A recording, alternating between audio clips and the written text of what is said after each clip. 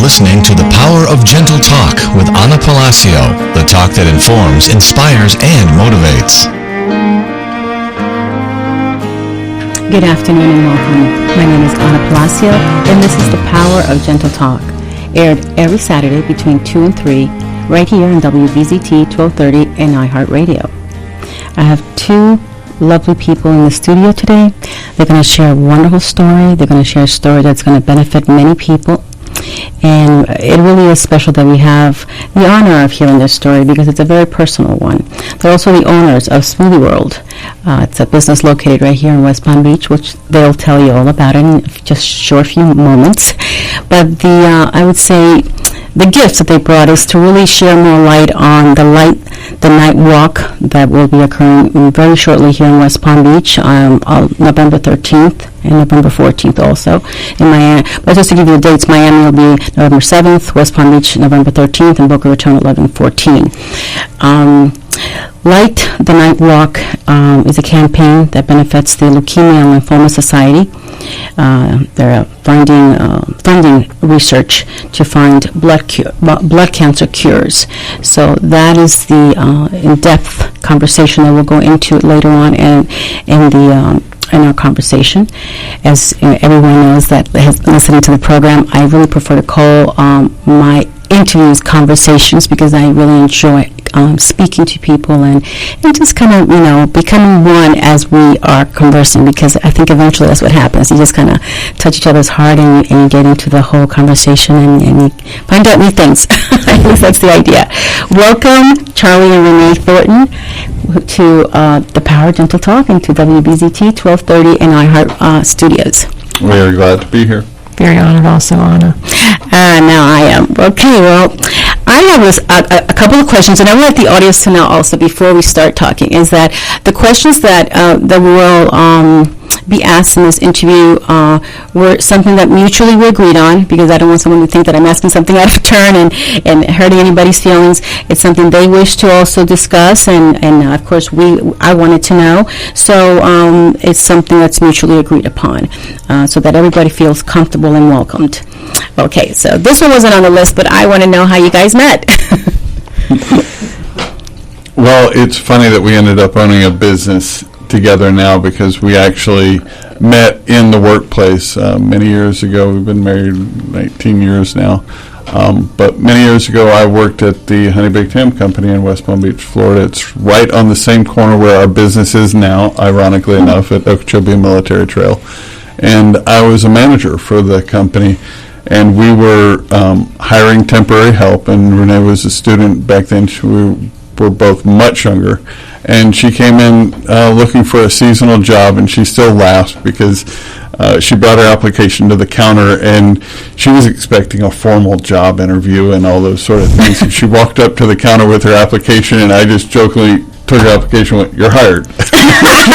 And that is actually the true story. So we worked together for many years, and we were good friends. She stayed with the company for a long time. She applied for a seasonal position, but she was with the company for many years, as was I. And she grew with the company to where she was managing a portion of the business, as was I.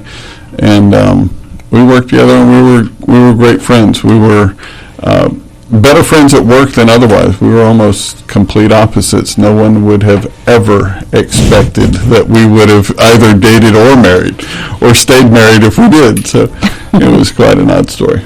Oh, okay, that is neat. That is very, but being friends first makes the best relationship, I think. Right. So you actually did it right. Okay, so Smoothie Whirl'd. How long has Smoothie Whirl'd been in business, and how did it get its name? That's kind of a neat name. Well, we can't believe the time has passed so fast, but we've been there over 3 years now. So we opened in the summer of 2012, and the summer of 2015 was 3 years. July. It was July 5th, I believe, was the day that we opened in 2012. And time has just flown. It takes so much to launch a small business, to come up with the idea, do all the research, do all the marketing plans, and put together everything. And then once you launch it, it's all hands on deck trying to get it to be profitable. And we worked round the clock for the first couple years. And Because it's not a franchise. We developed everything about Smoothie Whirl'd in our living room with our kids. Right. Wow. Well, I'll tell you, when I first stepped foot in Smoothie Whirl'd, I loved it. I felt it so inspiring, just the messages you have on the wall, the variety of smoothies and, just snacks you have, and, you have a good variety that you offer of things to eat. So I just enjoyed sitting there and just being kind of, take in all the positive messages. That was the first, impact that I felt, that impressed me about Smoothie Whirl'd. And I thought, what a new place, that's what I thought the first time. That was very intentional. We really wanted it to be an uplifting, energizing kind of place where you could get a healthy meal in the form of a smoothie, and you have bright, peppy music, you have bright colors, you have something that's healthy. It's fast, fun, and friendly, and delicious, which is hard to find in a lot of places. A lot of people do fast, a lot of people do delicious, but not often do they do fast, delicious, and good for you. So. Okay, so the name, how did you... how did we come up with the name? I'll let you get away with that. I thank the wisdom of my wife on this one, because Smoothie Whirl'd was not my first idea. I actually, when I was thinking about the business first, I was thinking about Coach's Smoothie Shack. And that's because I kind of had the location picked out, and there's two gyms on the corner of Okeechobee and Military Trail. And Coach, I wanted the theme of fitness to be tied in, and I was thinking about a tiki hut and a guy with a whistle and wearing the flowered Hawaiian shirts, and I was thinking about a little mascot guy that was going to be our emblem, and I was thinking of the decor tying in with tropical and fruits and all that sort of stuff, and my wife said, absolutely not. Coach's Smoothie Shack is terrible. And just in a matter of seconds, I just blurted out. I just said, okay, Smoothie Whirl'd. And she was like, that's it. Really? So that one stuck, and we're really glad it is. Everybody loves the name. So. Oh, yeah, I love it. And the name is a play on word, because it's world. Not like the world we live in, but world inside of the blender. W-H-I-R-L-D. See, that's what I first, for the longest time, kept calling it Smoothie Whirl'd. And when I would look it up, I'd say, why am I getting it wrong? And then I realized, it's whirl, like whirling. Right, and I said, yeah, very good. Okay, so where's exactly located so that everyone knows where to go get their smoothies? We're located right at the corner of Okeechobee Boulevard and Military Trail. We're on the southeast corner. We're in the old Cross County Plaza, and we're right next door to there's a big box discount store called Big Lots, and we're in the bay right next door to Big Lots. You can't miss that. Can't miss us. Yeah. So for the people that are here locally, I know it's easy to find, but for those that are going to watch the YouTube and you're out of state, when you're in Florida, you're getting your smoothies. Right. So who wants to tell me about their favorite smoothie? Who has a favorite, or which one is it? All right, I'll tell you our story with this. Originally, Charlie was, Renee, you don't like any smoothies. I can't make a smoothie that you like.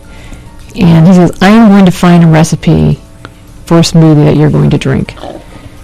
And he's like, I work for a place, we own a place, this is ridiculous, you need to drink a smoothie, you need to be able to tell people that you drink smoothies. And eventually, every time I was in, he'd try this, no, try this, no. And then finally one day he goes, this one is it, this one is it. And I drank it and I said, baby, that's the one. And he said, ironically now, Anna, it is the favorite smoothie in the store. It's called, because he had to go through so many recipes, he named it Out of This World. Okay, I'll have to try that one. To play on the words of our world again, it's called Out of This World. Yeah. Wow, very nice. Yeah. Okay, well, thank you for sharing that. Okay, I guess now we want to go enter into, going to change the kind of the conversation a little bit, and I want to ask Renee, or whichever of the two would like to answer, when was Renee diagnosed with cancer, and how did it happen? It was January of this year. I had actually experienced the pain on my side for a couple months, but it was livable. I continued to work. We thought possibly I had pulled a muscle in lifting things at the store, and I let it go until January 8th. I was in a store and I doubled over in pain and I couldn't breathe. I had to call Charlie. Charlie picked me up, took me to the emergency room, and within very short period of time, the doctor in the emergency room came back and said, well, you have a rather large tumor wrapped around your spleen. Wow. And I was sitting there with my daughter at the time. My husband had to leave to go get our son, and I'm looking at my daughter going, I don't think they got this right. You know, I've do Zumba 4 to 5 times a week for the last year. I don't smoke. We don't drink at all, even wine. I lived a very healthy life. Cancer didn't run in our family. And my daughter and I were like, this is impossible. There's no way that's what it is. So that's how it began. And then the shock, in the beginning you don't believe it. Okay. And you want to go, okay, well, I want to see the test, especially me. You know, you're going to have to prove this to me. And that's how it started. That's how I got to know that I had a tumor. At that point, they weren't sure what kind of, or if it was cancer yet. So that's how I got started with that. It's interesting to me, you know, I don't have a family history of cancer either. So I wouldn't never think that, you know, where did it come from? You know, do they have any idea why it happened? Not having that type of history? Well, what happened was eventually after we went through finding a surgeon and an oncologist, I had the surgery where I had to have the tumor removed, but it was wrapped around my spleen, so they removed my spleen with it, and they found out what type of cancer it was while I was still under, and told my entire family in the waiting room that I had cancer before I even woke up. And when we found out what type it was, and I asked my oncologist, and he point blank said, this cancer is not prejudiced. It doesn't matter. It doesn't matter how old you are. It doesn't matter if you're male or female. And it doesn't matter what nationality you are. Mm-hmm. This particular kind of cancer you got, anyone can get at any time, and it leads to nothing. There's nothing that contributes to it. Mm-hmm. And that is the scary part. That's where Charlie and I started going, okay, I live healthy, have lived healthy, and the cancer ended up being what is called diffuse large B cell, and it is semi-aggressive cancer, and so it took very aggressive chemo towards this cancer. So yes, you're right. It was very shocking, and that's what makes it even more personal. More of us wanting to get the message out there that this is not, okay, you had it in your family, you smoked, you drank, you did all these things in your life, you didn't take care of yourself. This is more like, this is a fight that all of us are in, Anna. Mm-hmm. Not just a group. All of us are in this fight because we honestly don't know who's going to get this next. That is so right. What is the prognosis now? Well, I am in remission. Yeah, great. Yeah. Praise the Lord Jesus Christ for that. And I will continue to have tests done every few months, and I'll do that for a couple of years, and I'll keep up on that. I wanted to tell you more about while I was going through it, if that's yes, I want you to share as much as you'd like, because I know there's people that are going to be enriched by this information. So yeah, definitely. It just happened that I did not handle chemo well. I was told by my oncologist I was in the very high percentile of the most sensitive and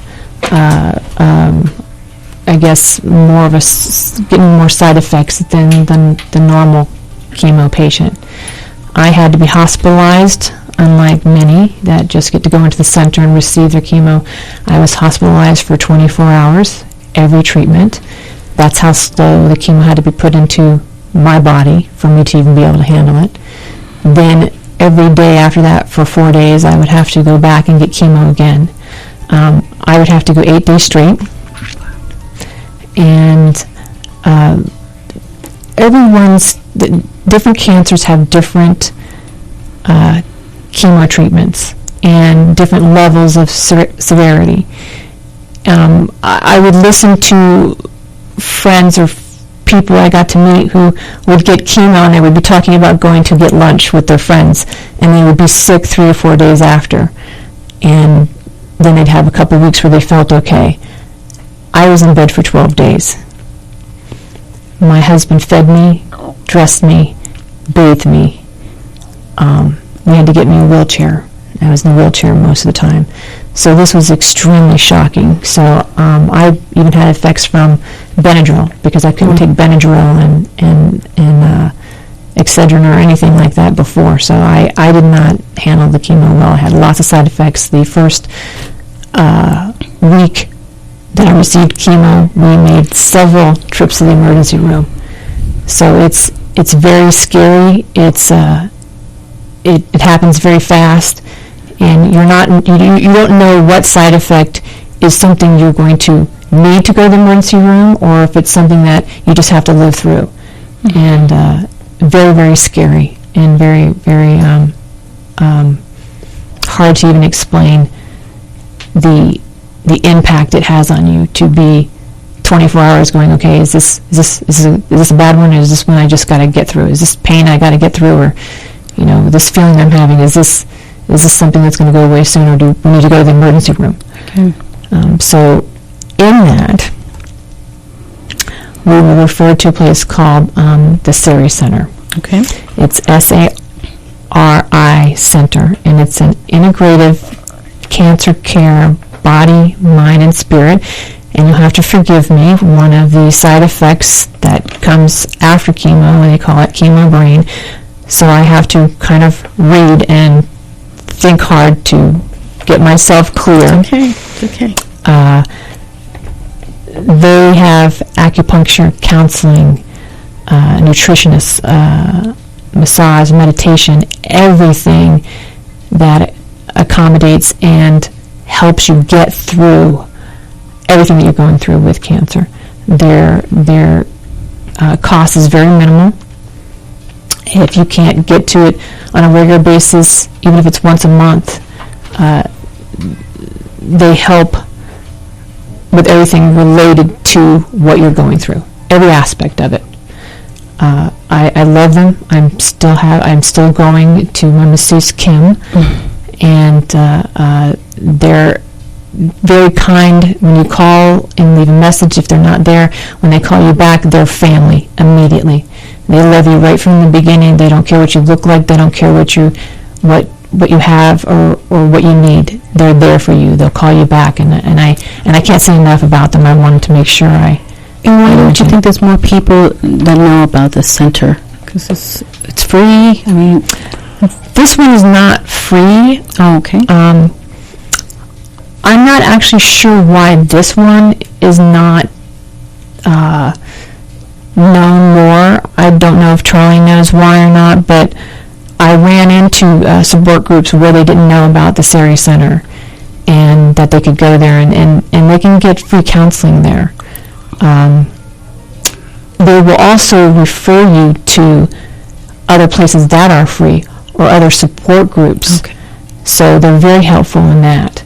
Okay. Now, I want to ask Charlie, well, she was going through all this, and you were being that support there for her. And I want to ask you this because I want to address the spouses that are going through this situation.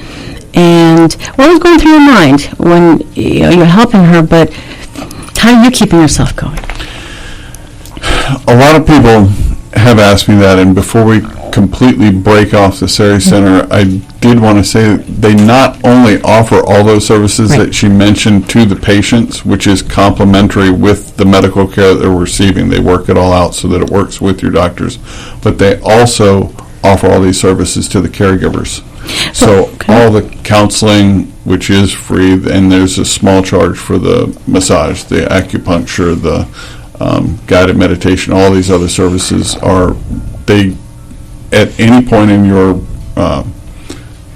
treatment or in any point of your recovery, you're able to go to the Surrey Center, and it's for the patient and for the caregiver. Okay. I was going to go ahead and reiterate that at the end, but now that we're talking about it, it's the Surrey Center, and you want to give a phone number or a website that people can look up? The phone number is 561-578-5900. And it's SARI. Center. Surrey Yes. Center. Okay. And you had asked what was going through my mind this whole time. Many people that knew us knew how much care I had to take of Renée, and which is somewhat of an unusual situation. Not all chemotherapy patients are as disabled through the process of receiving treatment as she was, and people knew what we were going through as a couple, and they kept asking me, how are you doing it? How are you doing it? And I used to work open to close at my store every single day. I did it for 2.5 years, and when I came home to take care of her, and I didn't work for almost 6 months while she was going through this, it was just a day's work at home. People acted like I was really going to struggle, but I just completely focused on her and trying to be there for her, and I never wanted to waver. I never wanted to show any sign of weakness. She was clinging to me for support to get through all this, and I just wanted to be there for every little thing, and I just kept telling her that she was going to do it, she was going to make it, and we were going to get through this together. And it was really something to see your spouse struggle like this. Well, that's very commendable. I guess what I would like to, if you can answer this question, is usually the caregiver, the caretaker, is suffering right along. What would you, looking back now, what advice would you give a spouse that is going through that they should maybe do for themselves to be able to maintain that strength and that positive attitude when maybe you don't feel so positive? I did enjoy having breaks. Now, there were times where there were essential functions at the business that I had to maintain. For instance, payroll, or some of our perishable supplies had to be purchased on a weekly basis from a local supplier. And there were times where she was not in the hospital, that she was at home, that my daughter could come over for 3 or 4 hours. She'd come in at 10 in the morning, and I could run to the store, I could finish payroll, I could run to Restaurant Depot, pick up some stuff, drop it off at the store.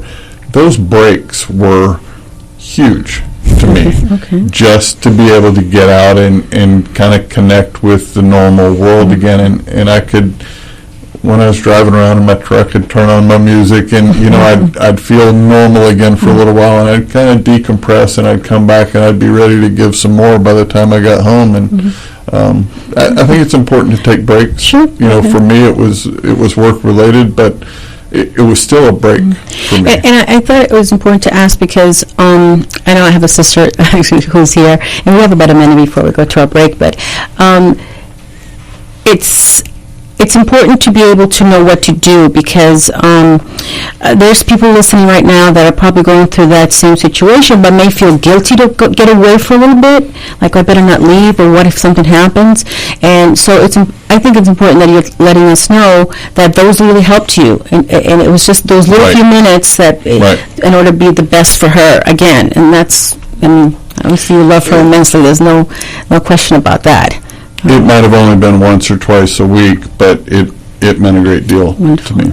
Well, I remind everyone right now that you are tuned in to WBZT 1230 and iHeartRadio. My name is Ana Palacio. This is the Power of Gentle Talk. We'll take a small break, and we'll be back and enjoy this conversation with Charlie and Renée Thornton. Thank you.